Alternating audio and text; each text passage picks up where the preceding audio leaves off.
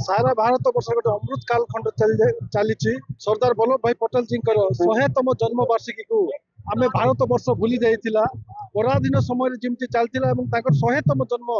1975 मसीह ये गोटे जबरदस्त एमरजेंसी कांग्रेस लगे तो भूली जाइलु पराकाष्ठा को जे स्वाधीनता पर 506 गणजात राज्य को आपनकर काश्मीर कथा कहतु हैदराबाद कथा कहतु समस्त राजा को कथबार्ता कर भारत वर्ष मिसाई महान व्यक्ति सरदार वल्लभ भाई पटेल को आम भूली जाइलु से यशस्वी प्रधानमंत्री 150तम जन्मवार्षिकी को धूमधाम रे पालन करने सारा भारत वर्ष एकता यात्रा आरंभ होती